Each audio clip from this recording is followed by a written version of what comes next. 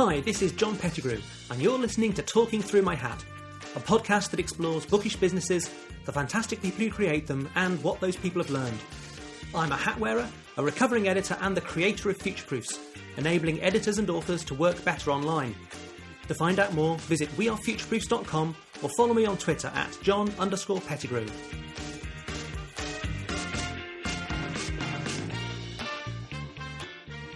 Welcome to this week's episode of Talking Through My Hat. Before we get stuck into the interview with Tom Chalmers, a quick apology for the audio quality on my end of this interview. The meeting room I was in, unfortunately, was quite echoey, which you'll hear as we get into it. But the interview itself is fascinating. It's really interesting to hear Tom's perspective. So, that said, I'll hand you over to the interview.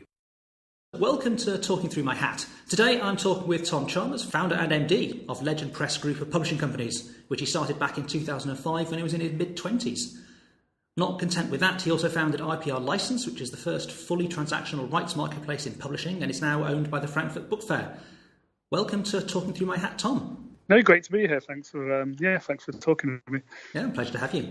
So let's start by talking about Legend Press, your first and current business. How do you describe Legend Press to people these days if they've not heard of you yet? I think, as you mentioned, probably giving away my age, but I think it's Legend Press is 13 years old. In fact, this year started in 2005, and I think it's gone through quite a journey in that time. And in some ways, currently in the last 2 years, for those reasons, it's kind of gone back to its roots slightly as well. So I mean, it started as I was working in magazine publishing. I had a bit of experience in book publishing, and I decided I wanted to go back into book publishing.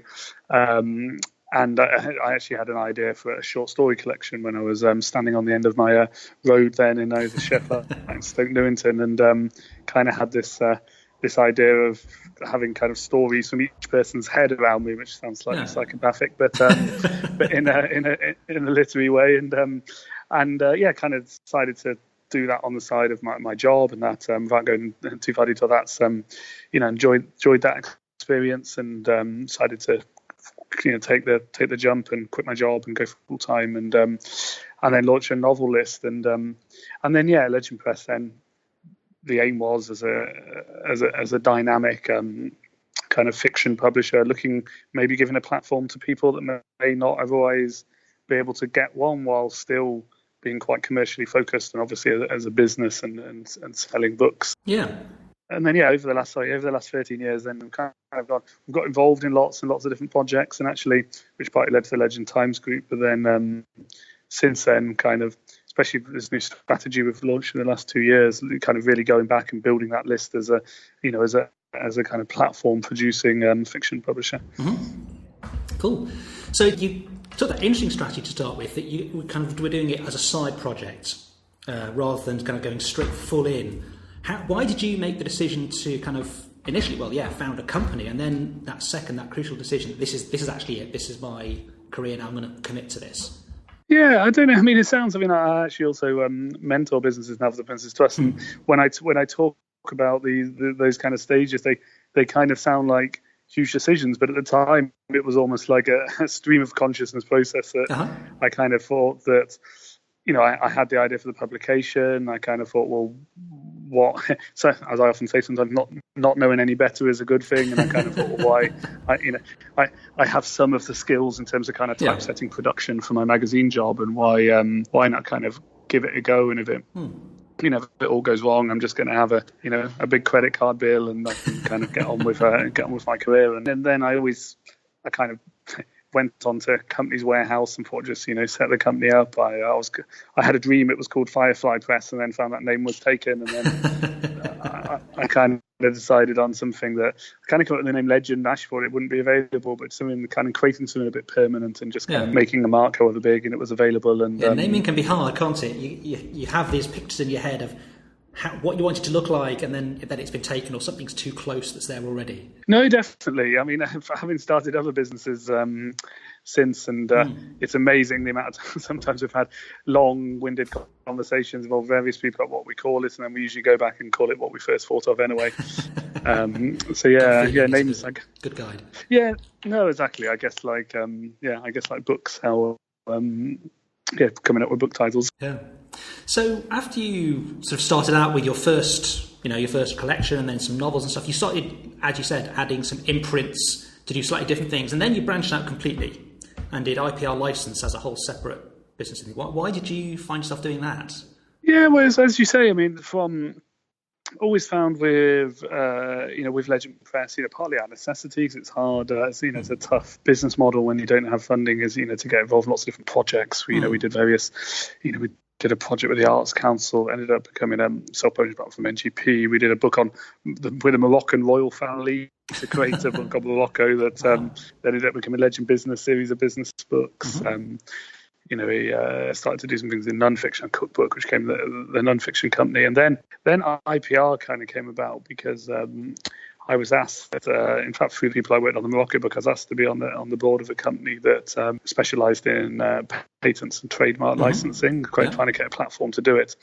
And partly because on the Legend Press partly took off because once I'd made that full-time move. The second novel we published, Salt and Honey, I sold into 7 editions in 4 languages just from kind of contact lots of foreign publishers. So that rights idea had always stayed with me, that there's a big licensing piece of business there, but kind of publishing's way, it's only done by the few. It's too hard.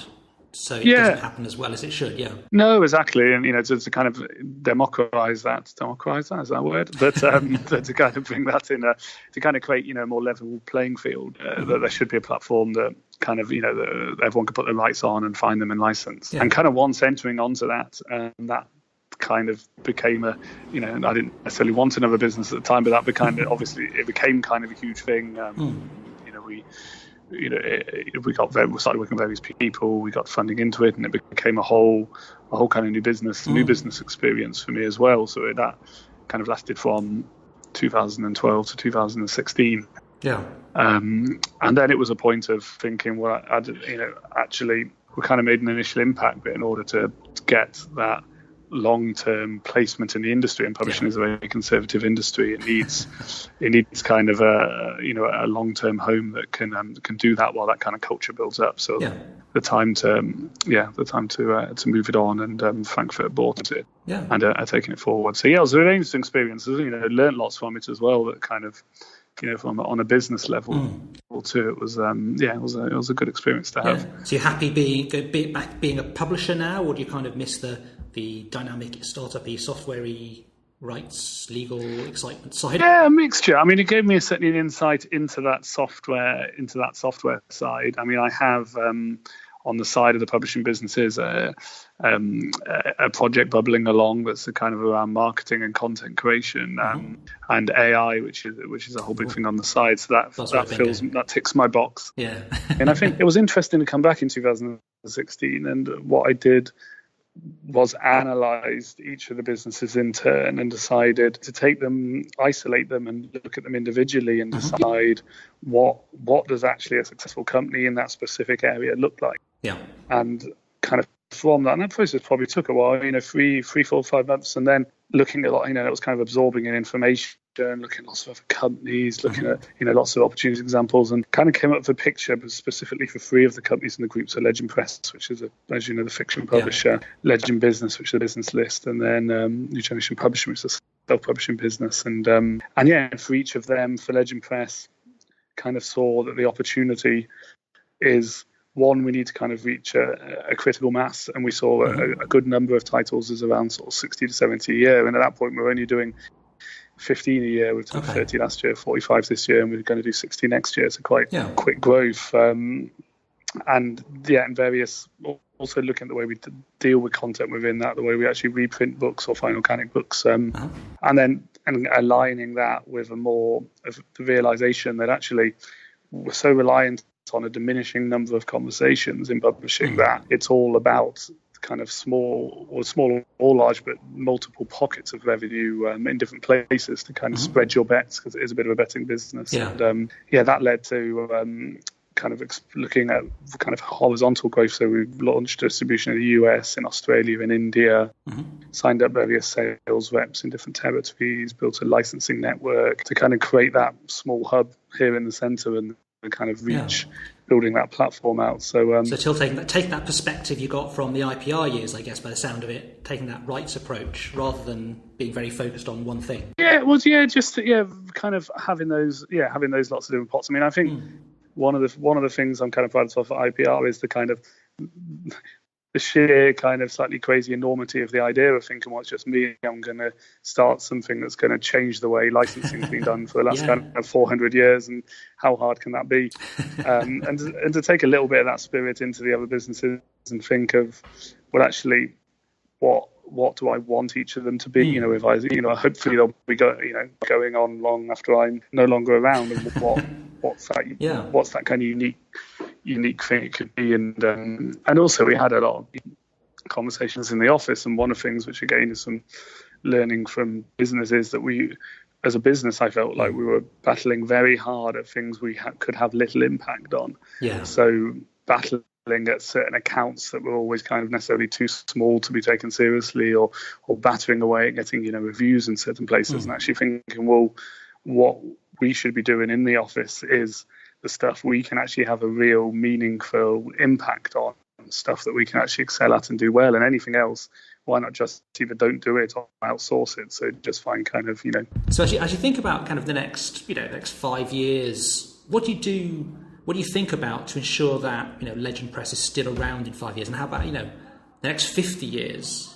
Yeah, in terms of the next 5 years, well, we need to we need to complete our initial strategy, but also we kind of plan for 2020. But in terms of more externally, I think the main challenge, certainly for fiction publishers, is to, the essential business model of publishing is a terrible one. It's it's more me. My friends who work in other industries or work in the city, and it's a good, if there's a quiet moment, it's a good kind of joke for me to reel out of how it works. That because we spend you spend money up front to acquire a product. There's generally it's getting shorter, but a long period of product development where again that requires upfront cost.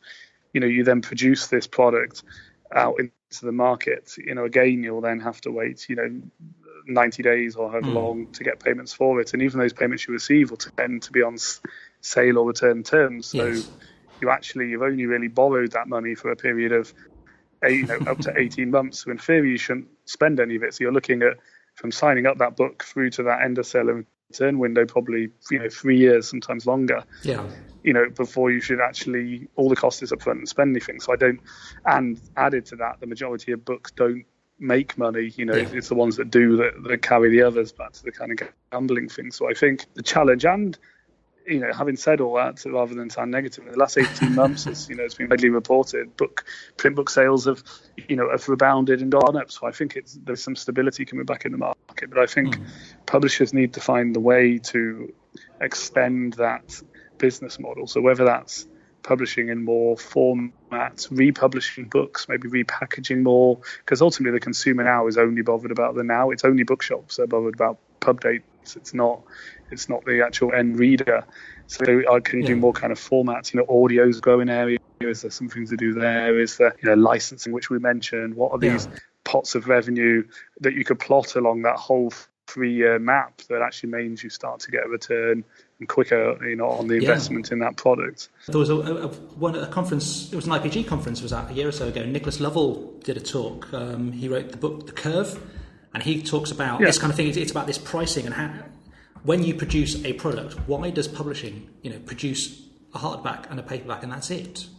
There's a whole load of money left on the table there. We could be working with the fans and superfans to get people will spend a lot of money on something if they really enjoy it. So they could buy a £5 ebook or a £20 hardback, but how about the ones who will be happy to spend £200 on an autographed copy, or £500 on lunch with the author, or something like this? There's a whole load of things that we could be thinking about in terms of business model, as you say. No, definitely. Well, I think you're exactly right. I think you have this IP, which is this hugely valuable thing, and frankly, taking that IP and just producing 1 or 2 editions of something that are only is usually given 3 months to succeed or fail. It's kind of just seems in any industry that seems like a terrible idea. So what further ways can you build that out into multiple revenue streams, multiple products, multiple. It's like the music industry, which is different. But it's live events that have had a huge impact. I mean, it's hard. Well, that's really an interesting cycle because you go back 100 years and live is all there was for music, and it's the impact of recording technology is it kind of completely upended music. And the recording companies now started out as companies that used to print sheet music, and then they're going back to live. As you say, it's fascinating, and there are ways to grapple with this stuff, and there are some really interesting things coming through. I think the next few years will continue to be really interesting in terms of putting that together. No, definitely. I know. I think it's very interesting. I love looking at other industries, and I mean, the Dickens serialization. When Alan Lane launched the cheap paperback, and again, funny going about the business is, if I recall rightly, his first idea was about vending machines at stations, which didn't actually work, but it was actually taking an idea that initially didn't work and then spinning that out by reacting to the reaction to that and then creating a whole new product. It's funny seeing how these ideas come back as well, isn't it? Because there was it last year or the year before, there was this France, they started putting vending machines on station platforms and stuff that spat out little micro stories, just a little bit of tape. And it's just exactly. These, because again, human beings don't change, so there's it's satisfying certain needs and desires and stuff, and it's really interesting to see how publishers are going to do that. No, definitely. Well, I think there'd be an argument to say there's only kind of 7 ideas in any industry, and they just get recycled. But it's more, it's the idea is the first part, and then the second part is the innovation from that idea, and that's the bit that something unique happens, where someone takes that idea, like Alan Lemon's paperback, or as you say with the serialization, the stories, and gives that a twist, and then that becomes the unique product. So that's what we need more of. You think publishers would be used to that idea, because it's what we tell authors. The ideas are cheap; it's execution that counts. That's one of the challenges that we are. We are a conservative industry. We're kind of made up of a lot of English graduates like myself, and not always. We've actually got better. We've got better, I think, but not. There's that in terms of that, driving innovation. We're still kind of behind some other industries. But I mean, the flip side of that is those that do break through with innovation. There's a greater chance of achieving success because exactly that. They're kind of more quickly ahead. If you're finding those good ideas and actually executing on them, then there's success to be had. There's money to be made and reputations to be made and all this kind of stuff. It's going to be fascinating. So if we look kind of from the business side to kind of you, as you said, you've changed a lot and learned a lot in the last 13 years running the business. What would you say that you have learned about yourself from running the business? It's kind of a constant process. One basic thing is, I didn't necessarily think of the word business. I didn't even really familiar with the word entrepreneur when I started, and actually, I've actually come to love that business side and that kind of that creativity. That there can be as much creativity in the business part as there can be in the actual art parts. That's been an enjoyable bit. I think I certainly make an effort to be quite self-critical, and I think one of the hardest things is often those moments where you kind of know deep down, but admitting you're going in the wrong direction, or you've got something wrong, or you're not necessarily good enough at that, as it's not one of your key skills, or you need to improve that. Particularly when they feel like fundamental things, they're quite hard.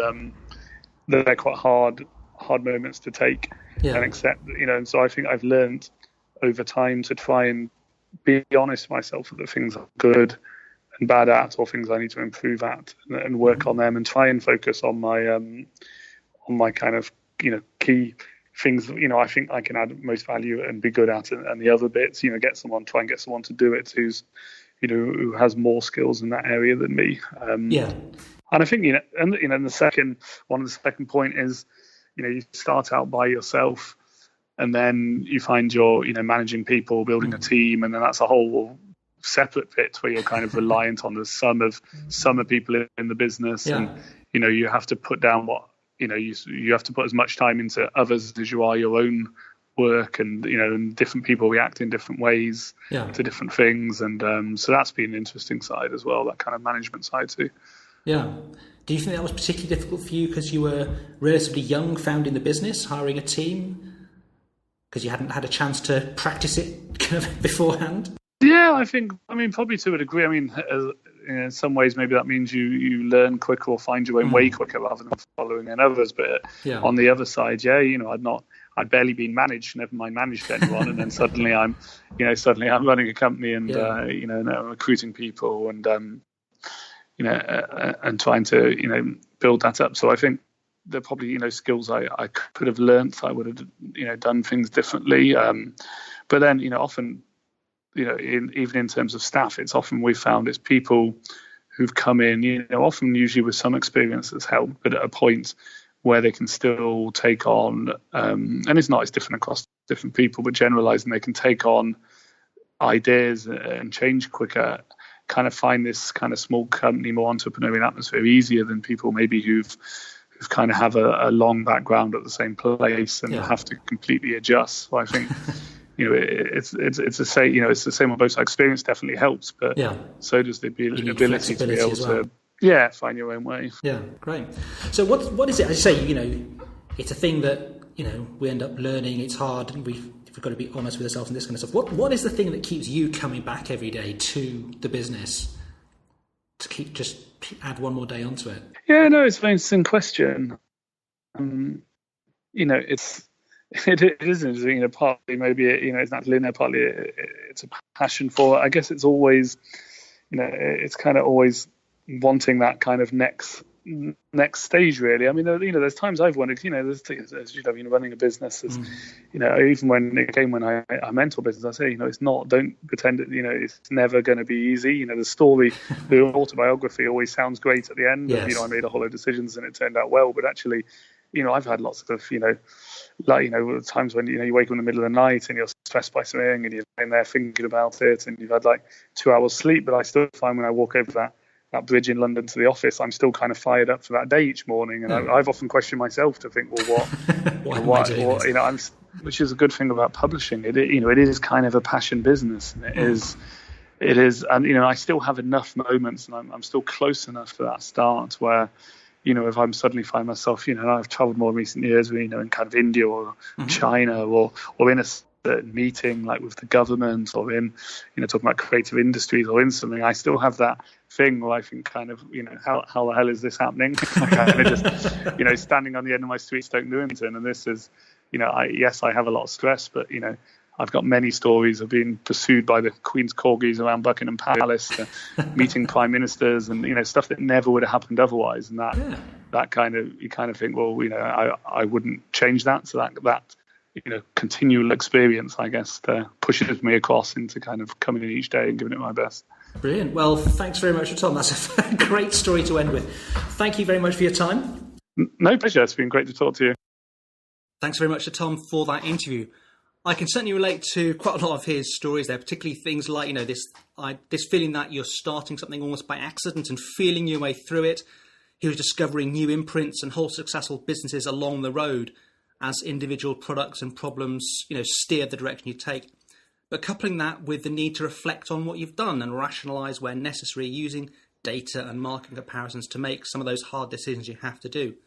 And spreading your bets in different areas, the way that he's taken Legend into different geographic territories, different subject matter territories, different markets and so forth. And of course, the overriding need not to be put off by the apparent craziness of your ideas. Because if you follow that craziness, you can do things you never thought you would be able to. So thanks very much to Tom for his time for that interview. Next week, I'm talking to Emmanuel Nataf, who's the CEO and founder of Readsy, the platform where authors and editors and designers can get together to work on self-published or indeed traditionally published books to get all the work that needs to be done before it's released. So come back for that and I'll hopefully talk to you again next week.